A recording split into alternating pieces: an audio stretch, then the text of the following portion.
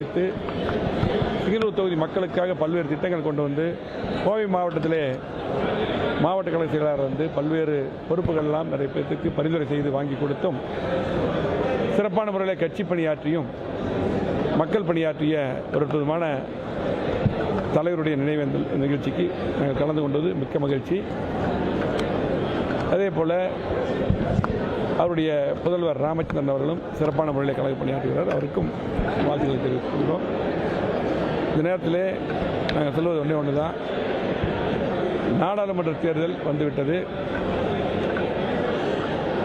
அதே போல் கோவை மாவட்டம் மட்டுமல்ல, தமிழ்நாடு முழுவதும் இன்றைக்கு சிறப்பான முறையில் 4 ஆண்டுகள் முதலமைச்சராக இருந்து இன்றைக்கு எதிர்க்கட்சி தலைவராக இருந்து சிறப்பான முறையில்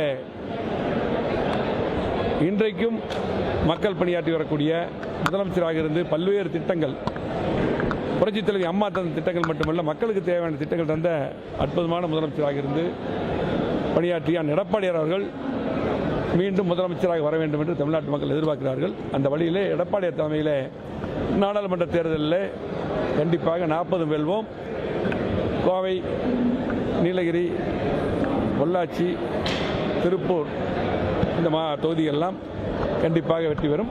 தமிழ்நாட்டுடைய அத்தனை தொகுதியும் எடப்பாடி தலைமையில் கூட்டணி அமைத்து கண்டிப்பாக கழகம் வெற்றி பெறும். நன்றி.